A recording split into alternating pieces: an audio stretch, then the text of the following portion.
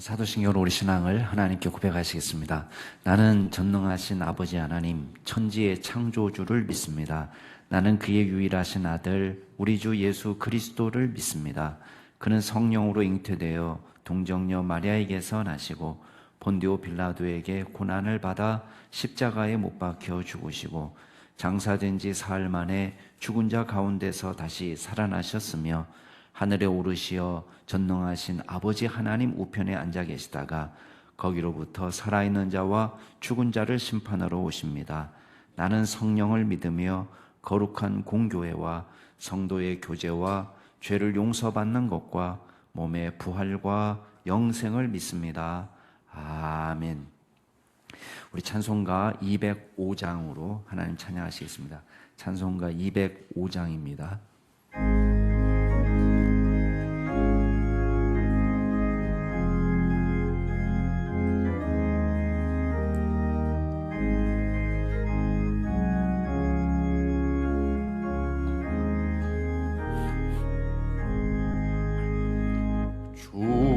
예수 크신 사랑 늘 말해주시고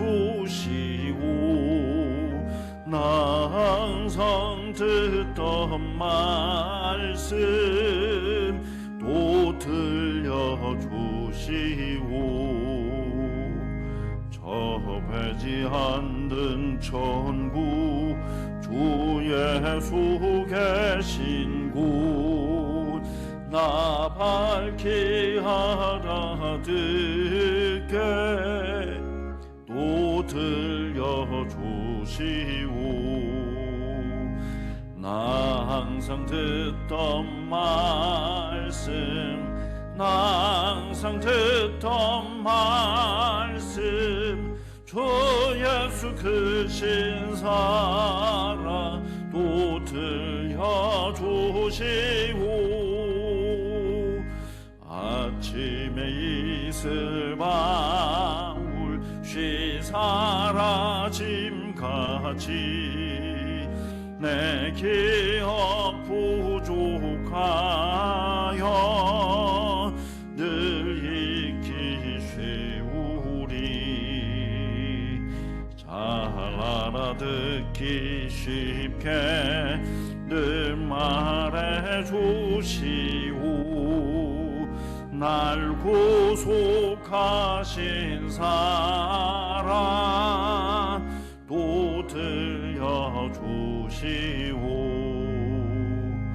나 항상 듣던 말씀 나 항상 듣던 말씀 주 예수 크신 사랑 또 들려주시오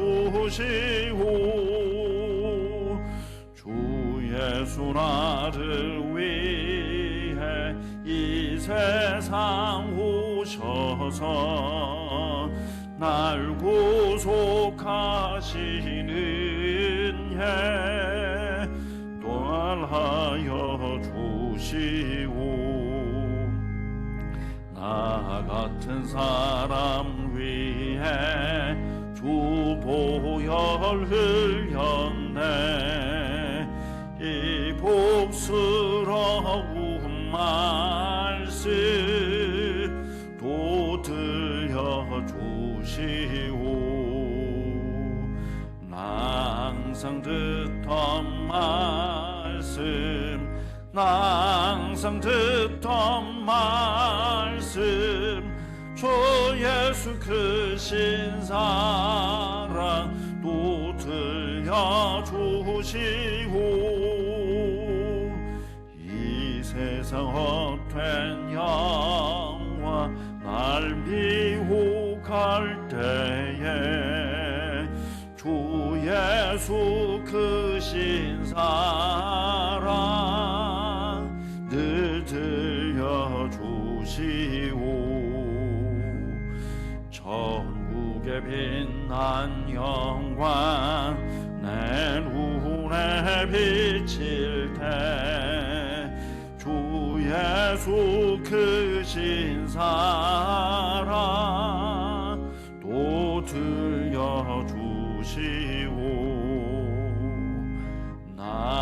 항상 듣던 말씀, 항상 듣던 말씀, 주 예수 크신 사랑 또 들려주시고. 아멘. 오늘 하나님께서 저희에게 주시는 말씀은 마가복음 4장 1절에서 12절 말씀까지입니다.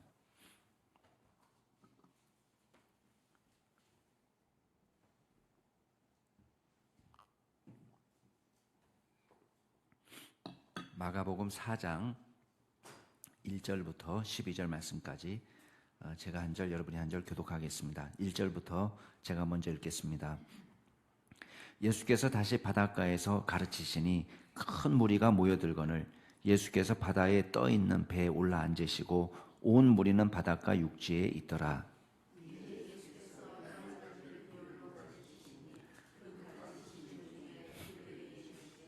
들으라, 씨를 뿌리는 자가 뿌리러 나가서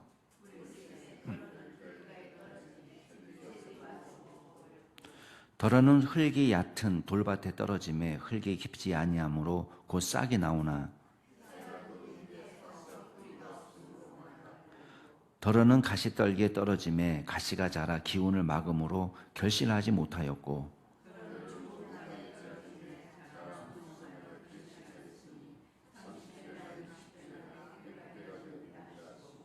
또 이르시되 들을 귀 있는 자는 들으라 하시니라.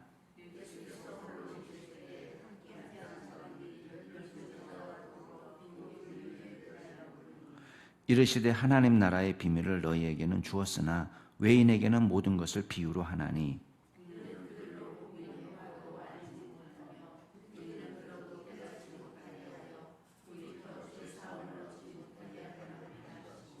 아멘. 오늘 말씀은 이제 여러분이 잘 아는 씨 뿌리는 자의 비유입니다. 오늘 말씀과 또 이제 내일 토요일 말씀은 사실 내일 말씀까지 읽으셔야 이제 맞는데 좀 생략을 했습니다. 이따가 제가 설명을 하겠습니다. 이 뒷부분까지 설명을 해야 씨 뿌리는 자의 비유에 대한 해석까지 우리가 들을 수 있는 것이고 비유에 대한 이야기를 좀 할 건데 비유는 이렇게 생각하시면 됩니다. 보통 비유는 언제 합니까? 잘 이해가 되라고 하는 겁니까? 아니면 이해가 되지 않으라고 하는 겁니까? 이해가 잘 되도록 하기 위해서 비유를 하시는 거예요. 그리고 예수님의 비유가 정말 어려운가? 무슨 문법적으로 해석이 어렵거나 내용 자체가 어려운 건 아닙니다.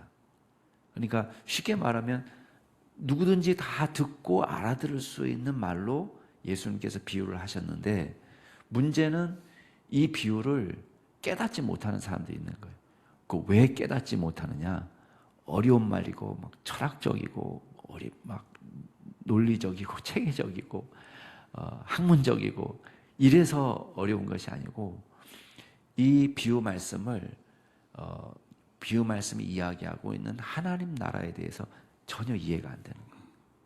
그러니까 세상 나라와 하나님 나라가 얼마나 다른지 복음을 위해서 헌신하는 것이 어떠한 삶인지에 대한 이해가 전혀 없으니까 그 말이 이해가 안 돼요. 영적으로. 그러니까 내용은 쉬운데 그 내용을 믿음으로 받기는 너무 어려운 거예요. 그게 이제 비유의 문제입니다. 그래서 예수님께서도 이 비유 말씀을 듣기는 들어도 깨닫지 못한다는 말이 그런 말이에요. 내용이 어려워서 깨닫지 못하는 것이 아니라 에이 그런 게 어디 있어 이렇게 생각하는 거예요. 하나님 나라에 대해서도 쉽게 예수님 말씀하시면 아멘 하고 받아들이고 믿음으로 결단하면 되는데 에이 그래도 그건 아니지 이렇게 하는 거예요. 그러니까 비유를 백날 이야기해줘도 이해가 안 되는 거예요. 여러분 천국이 밭에 감추인 보화와 같다 이 말이 어렵습니까?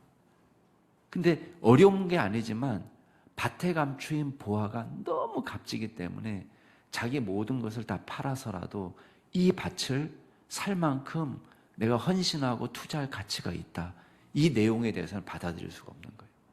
세상이 더 좋은데? 그런 밭이 어디 있어 세상에. 하나님 나라가 그런 거야. 내 전부를 다 바쳐야 되는 거야? 이게 이해가 안 되는 거예요. 그러니까 내용이 어려워서가 아니라 그 비유가 우리에게 요구하는 삶을 이해할 수가 없는 거예요. 하나님 나라의 가치를 이해할 수 없는 거예요. 오늘 말씀도 씨 뿌리는 비유입니다. 씨 뿌리는 자의 비유. 그냥 내용은 아주 쉽습니다. 자, 농사꾼이 나가서 밭에다가 씨를 뿌리는데 이렇게 휘휘 씨를 뿌리다 보면은 항상 정해진 장소에 딱딱 떨어지나요? 그렇지 않아요. 바람에 흩날려 가지고 어떤 씨는 이 우리가 좋은 밭이라고 일컫는 그런 밭을 넘어서 어떤 거는 길가에도 떨어지고 어떤 거는 흙이 얇은 자갈밭에도 떨어지고 어떤 씨는 가시덤불이 있는 곳에 떨어지기도 합니다. 근데 이 씨앗들은 미안하지만 열매를 맺을 수가 없는 거죠. 길가에 떨어지니까 새들이 와서 쪼아 먹으면서 없어져 버리고, 자갈밭에 떨어진 것은 흙이 얇기 때문에 당장은 쉽게 싹을 틔우지만 햇볕이 강하게 내리쬐니까 다 시들어서 없어져 버리고, 또 가시덤불에 떨어진 것은 뭐 혼자 자라는 게 아니니까 여러 가시덤불과 얽혀서 자라다 보니까 해도 잘 받지 못하고 양분도 충분히 빨아먹지 못하니까 결실하지 못하는. 그렇지만 좋은 밭에 씨앗이 뿌려졌을 때는 한 개밖에 안 심었는데 30배, 60배, 100배. 여러분 옥수수 하나 심으면은 도대체 거기에서 얼마가 나오는 거예요, 옥수수가. 그런 거예요. 우리가 생각할 때는 아무것도 아닌 거지만은 어마어마한 결실이 나중에 맺게 되더라. 자, 이 이야기는 농사꾼이라면 다 이해할 수 있는 말이에요. 근데 이게 도대체 무슨 말이냐? 도대체 무엇을 얘기하고 싶은 거냐? 궁금할 텐데 예수님이 이 비유에 대해 해석을 하지 않고 그냥 오신 거예요. 그러니까 10절 말씀에 보니까 이제 예수님도 혼자 계시고 무리들은 다 떠나가고 12제자와 더불어 몇 명이 지금 남아 있습니다. 근데 아무도 그 비유에 대해서 지금 이해를 못하니까 제자들이 물어봅니다. 아니 도대체 그 비유의 의미가 무엇입니까? 그랬더니 예수님께서 하나님의 나라 비밀을 너희에게는 알려주었지만 외인들에게는 알려주지 않았기 때문에 일부러 그 사람들한테는 그 비유의 의미를 설명해 주지 않았다는 거예요. 왜 그러냐? 설명 자체가 어려운 것도 아닙니다. 그러나 보고 듣고 아무리 비유를 이야기해 줘도 그 사람들한테는 쓸데없는 비유다. 어차피 그거 듣고 이 사람들 회개할 것도 아니고 결단할 것도 아니고 그런 삶을 살 것도 아니기 때문에 이 비유는 그 사람들한테 필요 없다. 그 말씀을 하는 거예요. 그래서 지금 우리 13절 이하의 비유에 대한 해석이 나오는데 예수님께서 비유를 하셨기 때문에 이 비유의 해석은 전적으로 예수님에게 있는 겁니다. 그러니까 우리가 임의로 이 비유를 해석하면 안 돼요. 그래서 비유는 항상 비유를 말한 예수님의 의도가 무엇인지를 발견하는 게 중요합니다. 신천지하고 얘기하다 보니까 신천지의 문제는 그런 거예요. 이 사람들은 비유에 무슨 신령한 의미가 들어가 있다고 생각해서 다 영해를 한다고 그래요. 영해. 근데 그거는 잘못된 비유 해석 방식입니다. 그러니까 비유를 항상 해석할 때는 예수님이 이 비유를 우리에게 주실 때 원래 목적이 뭐냐, 그걸 찾아가는 거예요. 그거는 물론 한 비유가 여러 다층적인 의미를 가질 수도 있지만 한 비유에서 예수님이 하고 싶은 이야기는 딱 하나예요. 핵심은. 그러니까 그 하나의 의미가 무엇인지를 찾아나가는 것이 중요합니다. 그래서 여기 비유에서도 마찬가지예요. 자, 쉬워요. 왜? 예수님이 가르쳐 주셨으니까. 14절 말씀에 보면 뿌리는 자는 누구를 비유한 거냐? 그거는 말씀을 뿌리는 사람을 이야기한다. 그러면 이제 이게 단순히 농사에 대한 이야기를 하는 것이 아니라 이게 복음을 전하는 일 가운데 일어날 수 있는 일을 이야기하고 있구나. 이걸 우리가 알게 돼요. 그러면 말씀 말씀을 뿌리는 자가 씨 뿌리는 자니까 씨는 뭘 의미하겠어요? 말씀을 의미하겠죠. 말씀. 이건 아예 마태복음이나 누가복음에는 설명이 되어 있습니다. 마태복음에는 아예 이 씨는 뭐냐? 천국 복음이다. 천국 말씀이다. 이렇게 이야기했고 누가복음에서는 하나님의 말씀이다. 이렇게 이야기를 했어요. 그러면 이 씨를 뿌리는 이 사람은 말씀을 뿌리는 사람이니까 우리가 우리에게 적용하면 전도자라고 할 수도 있고 또 그 당시에 적용하면은 복음을 전하는 예수님이나 제자들이나 이렇게 적용할 수 있는 거예요. 그러니까 예수님이 하나님의 말씀을 전할 때, 제자들이 하나님 말씀을 전할 때, 우리가 복음을 들고 나갈 때의 이야기를 지금 하고 있구나. 그러면 길가에 뿌려졌다는 것은 무엇을 의미합니까? 다 설명해 줘요. 예수님이. 그거는 말씀이 탁 떨어졌는데 새들이 쪼아 먹었다고 이야기했지만 사탄이 그 말씀을 싹 수거해 가는 거예요. 아예 흔적도 없이 사라져요. 이런 사람들 있죠. 말씀을 전하는데 도저히 들은 것 같지 않고 마음이 딱딱하게 굳어져 가지고 그 말씀을 전혀 받을 생각 안 하니까 그냥 여기로 들어갔다가 여기로 나가는 거랑 똑같아요. 그냥 여기로 들어가서 여기 나가니까 이 사람 아무 감동도 받지 않는 사람이에요. 이런 사람은 당연히 결실할 수 없는 사람이죠. 또 돌짝밭에 뿌려졌다는 것은 무엇을 뜻합니까? 그랬더니 설명해 줘요. 16절에 말씀을 들을 때 기쁨으로 받았어요. 은혜 받았어요. 근데 문제는 뭐냐? 그 속에 뿌리가 없기 때문에 잠깐 견디다가 말씀 때문에 환난을 받고 박해를 당하고 고생하고 이렇게 되면 얼마든지 말씀 버려버릴 사람, 이 넘어지는 사람, 이 사람도 결실할 수 없는 거예요. 그러면 가시 떨게 씨가 뿌려졌다는 것은 무엇을 의미합니까? 그거는 똑같아. 처음에 떨어졌는데 이게 싹이 나고 자라기는 하지만 방해 요소가 너무 많다는 거예요. 그게 뭐냐? 세상의 염려, 재물의 유혹, 기타 여러 가지 욕심. 이 사람은 세상이 너무 좋아요. 하고 싶은 게 너무 많아.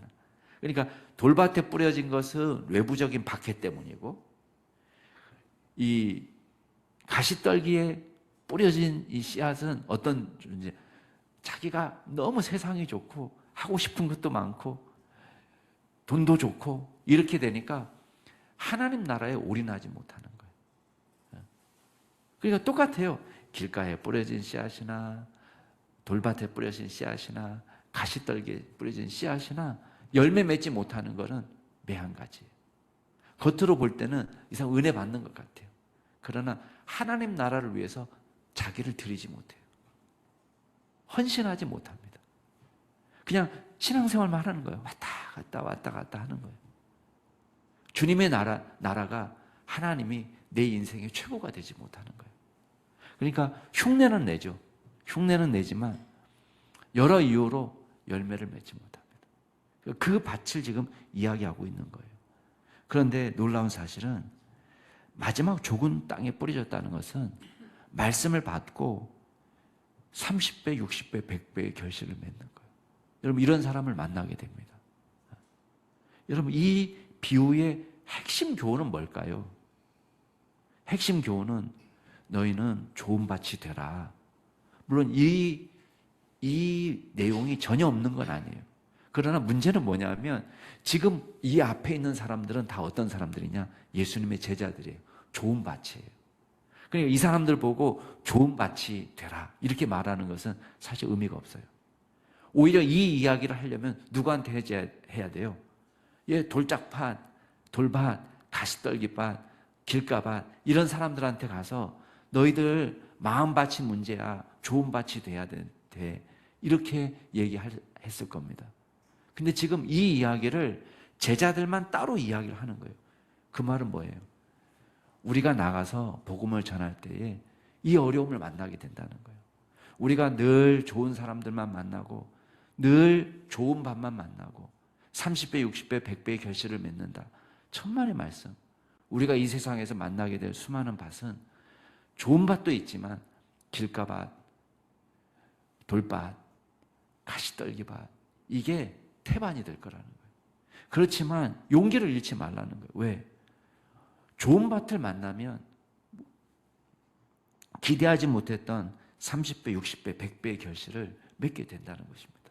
그러니까 이 제자들에게 낙심하지 않고 하나님 나라 운동이라는 게 그런 거다.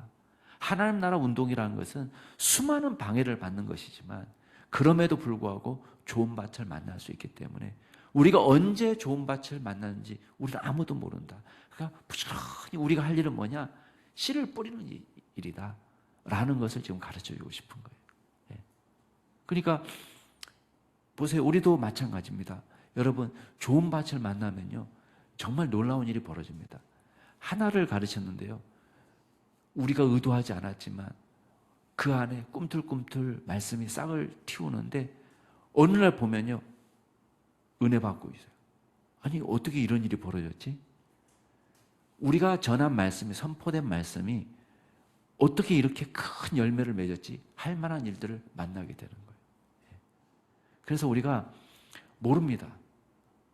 어떤 사람을 만나게 될지 모르기 때문에 부지런히 주의 말씀을 전하고 하나님의 말씀을 전하다 보면 좋은 밭을 만나서 예상외로 정말 노력하지 않았는데 우리는 그냥 전했을 뿐인데, 그냥 뿌렸을 뿐인데 놀랍게 결실하고 헌신하고 심지어는 목회자가 되겠다고 이야기하고 선교사가 되겠다고 이야기하고 하나님 나라 위해서 헌신하는 종들을 만나게 되는 거예요.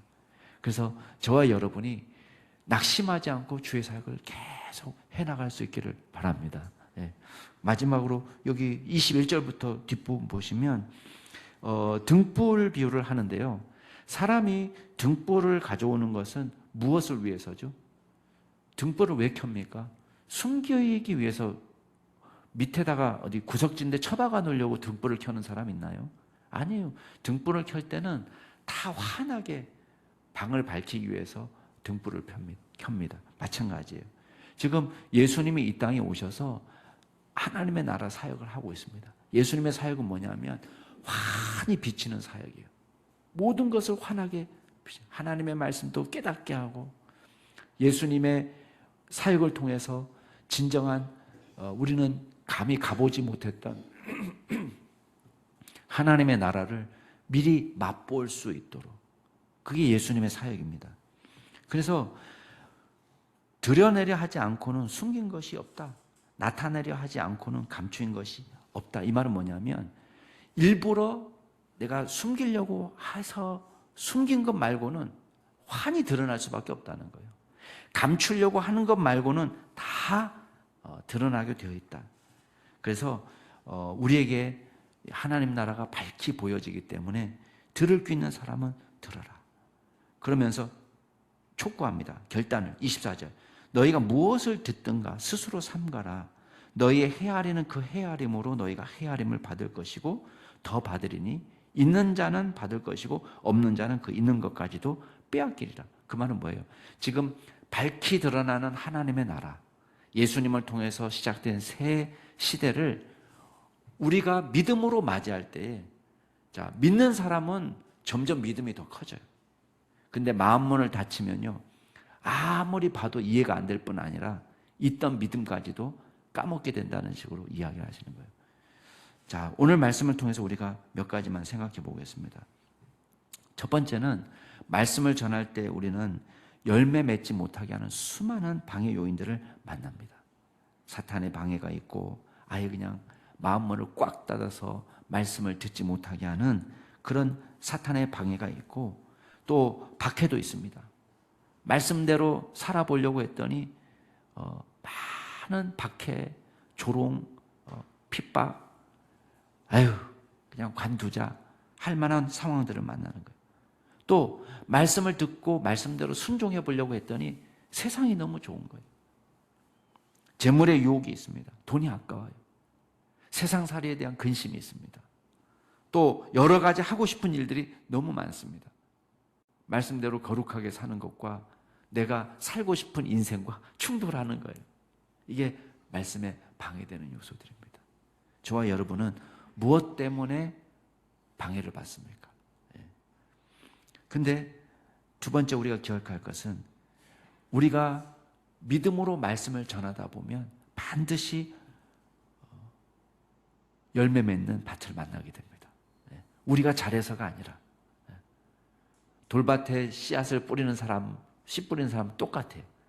길가에 뿌리는 사람이나 좋은 밭에 뿌리는 사람, 이 사람은 변함없이 똑같습니다. 씨앗도 똑같아요. 씨가 불량이라서가 아니에요. 근데 좋은 밭을 만나면 결실하게 됩니다. 그 믿음을 갖고 복음의 삶을 사는 거예요. 마지막으로 예수님은 이 땅에 숨기고 감추기 위해서 오신 게 아닙니다. 예수님의 사역이나 비유는 대낮같이 환하게 빛납니다. 치유와 이적이 숨겨지지가 않습니다. 여러분, 예수님의 치유 사역, 기적, 이게 숨겨집니까? 근데 그것을 이해하고 해석하는 사람들은 다 달라요. 어떤 사람은 믿음으로 받습니다. 그런데 어떤 사람은 바알세불의 힘을 빌려서 귀신을 내어 쫓는다고 이야기합니다. 해석이 다른 거예요. 예수님의 사역이 진행될수록 믿는 사람은 더 믿음이 굳어지고 믿지 않는 사람들은 더 완악하게 되어서 예수님을 십자가에 못 박는 사람으로 변화되는 거예요. 저와 여러분에게 믿음의 결단이 촉구되는 것입니다. 어떠한 삶을 살아갈 것이냐. 저와 여러분이 온전히 이 땅에 오셔서 대낮같이 환하게 하나님 나라를 드러내게 하신 예수님을 더 믿어 세월이 지나갈수록 날이 갈수록 달이 갈수록 우리의 믿음이 더 깊어지는 저와 여러분이 될 수 있기를 주의 이름으로 축복합니다. 같이 한번 기도하겠습니다. 이 시간 기도하실 때에 우리 교육자들을 위해서 기도해 주세요. 우리 저와 또 박찬영 목사님, 신병헌 목사님, 또 홍택진 목사님, 박수영 전사님 위해서 기도해 주시고, 또 오늘 금요 기도에 있습니다. 또 주일 예배 앞두고 있습니다. 또 우리 중고등부 겨울 수련회 내일 떠나게 됩니다. 1박 2일 잘 다녀올 수 있도록 위해서 기도해 주시고, 또 우리 중고등부뿐만 아니라 유치 아동부 또 청년부 모든 자녀들이 믿음으로 성장하도록 위해서 기도해 주시고, 또 우리 여러분이 기도해 주신 덕분에 우리 이재원 집사님 어제 간단한 시술로 이제 정맥에다가 가슴에 있는 정맥에 관을 연결해서 이제 바이러스 치료를 집중 치료하게 되는데 시술을 마쳤습니다. 잘 치료되어서 깨끗하게 회복하실 수 있도록 위해서 기도해 주시길 바라고, 또 우리 박지은 집사님도 그 혈소판 수치가 많이 좋아져서 지금 43,000 정도 올라온 것 같아요. 더 이제 5만 이상 되면은 정상 범위 안에 들어가게 되는데 하나님께서 은혜 주셔서 혈소판도 잘 회복될 수 있도록 위해서 기도해 주시고, 다른 여러 환우들을 위해서도 기도해 주시기 바랍니다. 우리 교육자들을 위해서 또 오늘 금요 기도회와 또 주일 예배와 또 중고등부 겨울 수련회 위해서 교육부서를 위해서 또 환우들을 위해서 같이 통성으로 기도하시겠습니다. 존귀하신 하나님 아버지, 주님께서 저희들을 불쌍히 여겨주시고 주님의 귀한 종으로 불러주셔서 능력 주시고 주의 일을 맡겨주시니 감사합니다. 아버지 하나님, 저와 우리 박찬영 목사님, 신병헌 목사님, 홍택진 목사님, 박수영 전사님, 하나님 지혜와 명철을 더하여 주시고 믿음을 더하여 주시고 성령으로 충만케 하여 주시고 주님을 더 깊이 사랑하게 하시고 하나님 앞에 엎드려 무릎으로 기도하며 나아가는 믿음의 종들이 되게 하여 주옵소서. 아버지 하나님, 주께서 맡기신 영혼들을 믿음으로 돌볼 수 있도록 도와주시사 우리의 힘으로 할 수 없사오니 주의 성령에 사로잡혀 주께서 공급하시는 힘으로 말씀을 전하고 기도하고 양육하고 사랑하며 섬길 수 있는 귀한 은혜를 허락하여 주옵소서. 교만하지 않게 하여 주시고 끝까지 겸손하게 하여 주시고 하나님께서 맡기신 일들을 게을리하지 않게 하여 주시고 주님 나태하지 않게 하여 주셔서 우리가 열심을 다하여 부지런히 주를 섬기며 우리 맡겨진 사명을 감당하는 믿음의 종이 될 수 있도록 도와주옵소서. 때로는 우리가 연약하여 넘어지기도 합니다. 하나님, 일으켜 주옵소서. 굳세게 붙잡아 주옵소서. 하나님께서 당신의 오른손으로 우리를 친히 붙잡아 주셔서 우리와 동행하여 주셔서 주님의 귀한 일 감당하기에 부족함이 없도록 주여 역사하여 주시옵소서. 아버지 하나님, 오늘 금요 기도회와 주일 예배를 앞두고 있습니다. 하나님께서 친히 함께하여 주옵소서. 모일 때마다 뜨겁게 하여 주시고 성령으로 충만하게 하여 주시고 주님 앞에 엎드려 간구하기를 기뻐하는 믿음의 종들이 될 수 있도록 주여 역사하여 주시옵소서. 하나님, 형식적인 신앙을 버리고 우리가 주님 앞에 나올 때마다 영과 진리로 주님을 예배하게 하여 주시고 하나님, 우리가 입술로만 주를 사랑하는 것이 아니라 진정한 삶의 헌신이 결단이 일어날 수 있도록 아버지 하나님께서 친히 역사하여 주시옵소서. 아버지 하나님, 주님께서 특별히 인도하여 주셔서 주여 우리 어린 자녀들을 기억하여 주옵소서. 유치, 아동, 중고등부, 청년부에 이르기까지 어린 자녀들이 주님을 깊이 사랑하게 하시사 특별히 중고등부 겨울 수련회를 떠납니다. 하나님께서 오고 가는 발걸음을 지켜주시고 말씀으로 은혜 받게 하여 주시고 기도로 주님 앞에 나아가게 하여 주시고 주님, 우리가 주님 앞에서 참다운 교제와 또 나눔이 있게 주님께서 인도하여 주옵소서. 아버지, 우리 환우들을 주님 기억하여 주옵소서. 이재현 집사님을 긍휼히 여겨주시고 주님께서 치유의 은혜를 허락하여 주옵소서. 하나님, 박재현 집사님을 주님 붙잡아 주시고 많이 회복할 수 있도록 도와주시는 애 감사합니다. 아버지 하나님께서 더욱 도와주셔서 하나님의 은혜가 충만하게 나타나도록 도와주시고 특별히 주님 잘 회복하여 하나님께 영광이 되는 귀한 은혜 허락하여 주옵소서. 하나님, 우리 이세영 집사님, 추종웅 집사님, 하나님 모든 치료 과정에 함께하여 주시고 인도하여 주옵소서. 하나님께서 친히 인도하여 주셔서 주여 우리 최영자 집사님도 회복시켜 주시고 우리 손매심 집사님도 회복시켜 주시옵소서.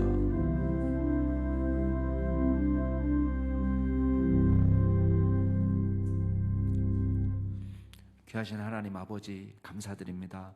우리에게 말씀을 맡겨주시고 말씀을 통해서 놀라운 주님의 역사를 보게 하여 주시니 감사를 드립니다. 하나님, 이 땅에서 우리가 말씀을 증거할 때에 낙심되는 일을 만날 수도 있고 우리가 좌절하고 절망할 수 있습니다. 그렇지만 주님께서 늘 우리 가운데 좋은 밭이 있다는 사실을 알려주셨습니다.